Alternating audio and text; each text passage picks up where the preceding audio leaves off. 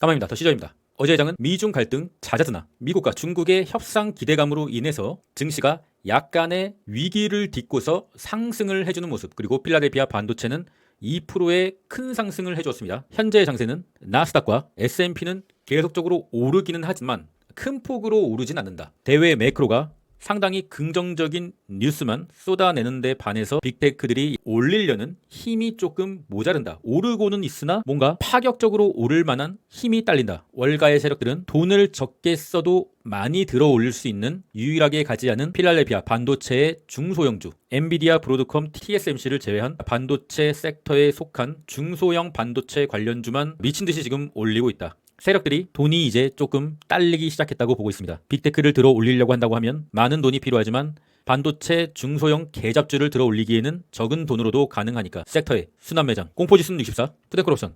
푸덴코럽션이 조금 상당히 좀 많이 내린 0.68. 이제 진짜 거의 다 온 것 같은데 이제는 정말 준비해야 될 때가 아닌가. 오늘은 금주에 어쩌면 가장 중요한 CPI, 당연히 CPI가 낮게 나오면은 증시에는 호재로 반영될 것이며 CPI가 높게 나오면은 익절 타이밍만 기다리고 있는 저점 매수자들의 매도 버튼을 누를 수 있는 트리거가 되겠죠. CPI가 만약에 높게 나왔을 시 이제 고점인가? 여기가? 그런 시장의 심리가 반영되어서 순간적으로 타격을 받을 수가 있다. 그러나 이 노무라의 예상치를 보면은 코어 CPI 예상치는 0.3, 그리고 노무라는 0.3, 인베스팅의 예상치도 0.3, 예상치와 동일하게 나온다고 하면 증시는 큰 하락은 보이지 않을 것 같습니다. 그리고 우리 오선님의 깔끔한 정리, 근원 CPI는 0.2를 예상하고 있는 증권사들도 많다. 시장의 예상치가 0.3인데 증권사의 예상치 평균이 0.2다? 요거는 조금은 기대를 해봐도 되지 않을까? 어쨌든 전반적인 기조는 예상치보다 높게 나오진 않을 것 같다는 기조입니다. CPI가 만약에 예상치보다 낮게 나올 시 증시를 한 번 더 끌어올려줄 수 있는 명분이 된다. 금리 인하를 앞당길 수 있는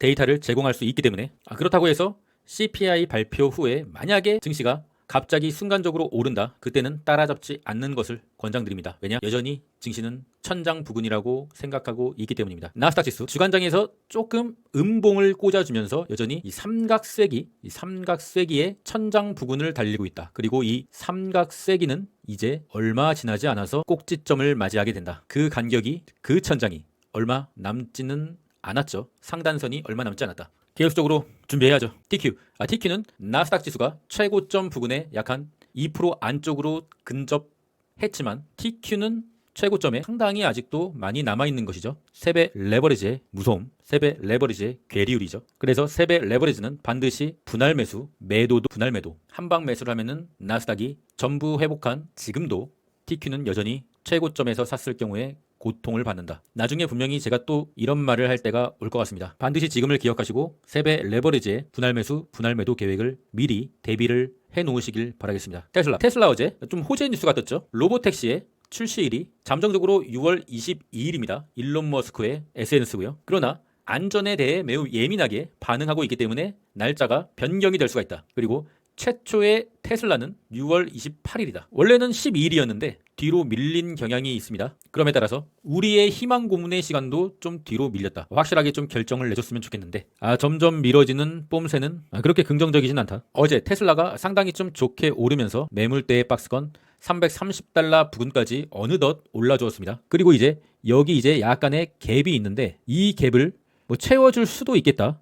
그런 좀 긍정적인 생각이 들기 시작했으나 문제는 어제도 말씀드렸다시피 이쪽에 처물려서 제발 살려줘, 본전만 주세요 라고 아우성치는 그 개미들을 과연 테슬라의 세력이 살려줄 것인가. 엄청난 호재가 있어야 될 겁니다. 로보택시가 진짜 대박이 한번 나야겠죠. 그래야 이 강한 매물대를 돌파해줄 수 있을 거라고 봅니다. 제 생각에는 이 부분에서 조금 더 놀지 않을까. 이 부분에서만 놀아줘도 긍정적이라고 보고 있고요. 일단은 좀 더 이 저점에서 매수한 더 CJ 가족들 조금 더 기다려 보겠습니다. 엔비디아 145달러 저항선을 뚫지 못하고 있다. 엔비디아가 이 저항선을 뚫으려고 한다고 하면 시장에 역시나 굉장한 호재가 있어야겠죠. 계속 민기적만 되더라도 21선 올라오고 있고 민기적만 되더라도 시장 전체적으로는 호재입니다. 145달러를 뚫어주기에는 당분간 좀 어렵지 않을까.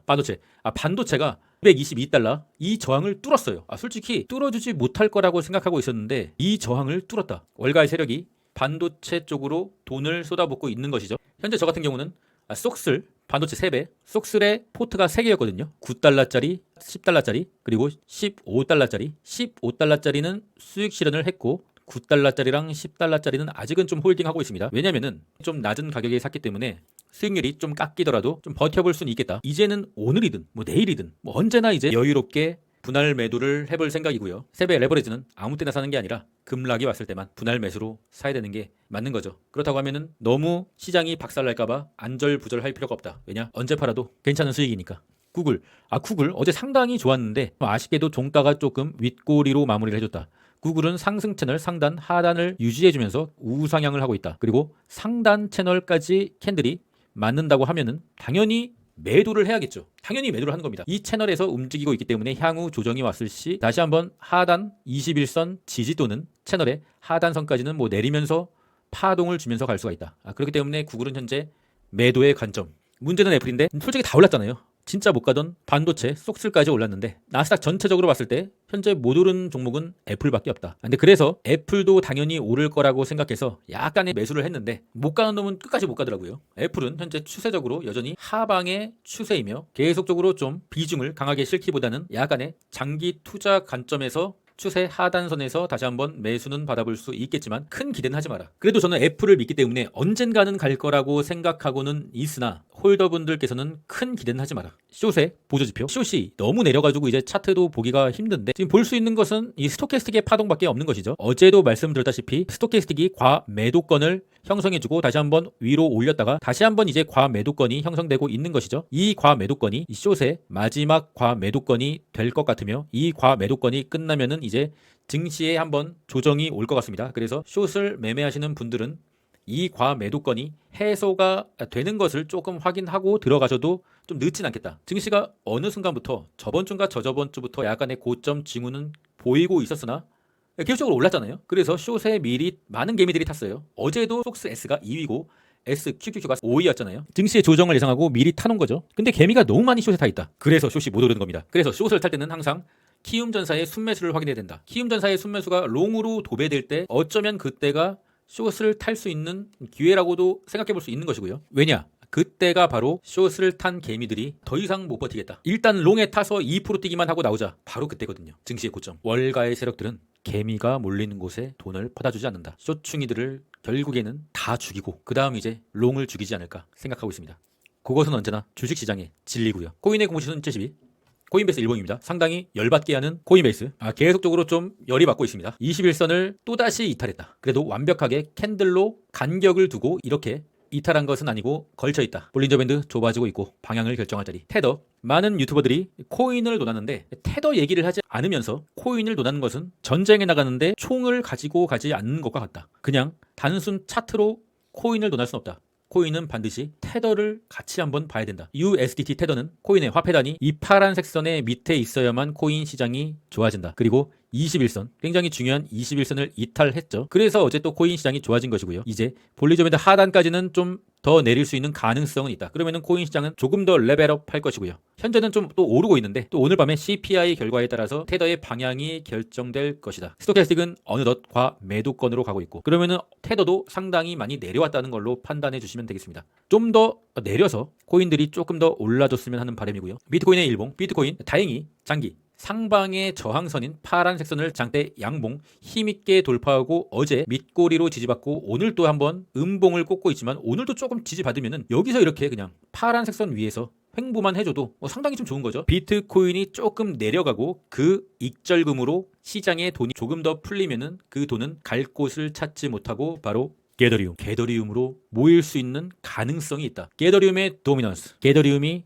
코인 시장에서 차지하는 비율 점차적으로 미세하게 약간의 좀 오르고 있다. 한 9.9% 게더리움. 어느덧 스토캐스틱 과매수권에 진입을 하고 있고요. 게더리움의 일봉입니다. 요것은 이제 컵앤핸들 패턴 큰 웅덩이를 만들고 약간의 하락 그리고 저항대를 돌파. 지금 컵앤핸들이에요. 컵앤핸들 패턴이다. 굉장히 쓴 에스프레소 커피를 마실 자만 게더리움을 홀딩한다. 사라는 얘기가 아니라 홀딩한다는 얘기입니다. 게더리움. 컵앤핸들 패턴이 나왔다. 이제는 이 마지막 핸들의 끝자락 어디가 될 것이냐? 3,000불. 3,000불만 찍으면은 우리가 이제 게더리움을 약간의 분할 매도로 놓아줘야 할 시간. 러시저스 멤버십 최근 들어서 이 단타 매매를 주로 하고 있는데 나름대로의 좀 성적이 좋습니다. 개잡주 위주로 좀 하고 있고요. 시장 주도주. 어제도 최근 단타로 들어간 개잡주를 한 10% 정도의 수익률을 내고 매도를 했고요. 오늘 아침에도 소소하게 한 2개 종목을 매도 완료를 하면서 수익을 챙겼다. 증시가 고점일 때는 우리가 이제 주로 하는 TQ나 쏙슬, FNGB, 불즈 또는 MVDL 그런 레버리지들을 강하게 사야 될 때는 아닙니다. 당연히 아니죠. 레버리지 종목들은 증시가 강한 조정을 보일 때 매집을 하는 것이고요. 현재는 언제 증시가 무너져도 이상하지 않을 정도로 많이 올라왔기 때문에 손절가를 짧게 잡고 하는 단기 매매만 해야 될 때다. 그래서 제가 이 멤버십을 2개를 만든 겁니다. 장기호 멤버십에서는 정방향 투자, 그리고 UDT에서는 짧은 매매. 한마디로 중장기 스윙 투자와 단기 투자를 병행하면서 365일 시장을 떠나지 않고 주식으로 수익을 내기 위한 저만의 투자 방법입니다. 관심 있으신 분들은 고정 댓글 링크를 확인해 주시고요. 행복한 일만 가득해줘라. 쉴 틈 없이 빈틈도 없이 우울하지 않게 불안하지도 않게 하루 종일 행복할 수 있게. 현재 이제 행복하잖아요. 주식이 많이 올라서. 여전히 같은 관점입니다. 계속적으로 행복한 기분을 느끼려면은 많은 욕심을 부리지 말고 3배 레버리지 같은 고위험 상품은 약간의 아시죠? 그럼 전 끝까지 했습니다. 이상입니다.